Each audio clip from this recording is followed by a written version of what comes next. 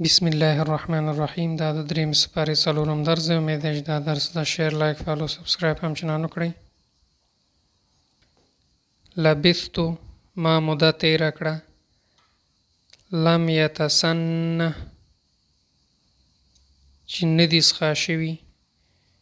الی حمارک خپل خر ته. الی العظام هډوکو ته. ننشزها یو ځای کوو هغه.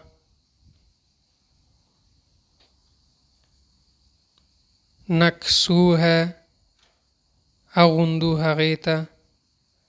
ارینی وښایه ماته. اولم تؤمن آیا ستا یقین نشته. لیطمئن قلبی د پاره د دې چې زما د زړه تسلي وشي. فخذ نو ونیسه. امید ده دوستان درس مو شوی. نور دوستان سره شیر کړئ. الله مو مل شي.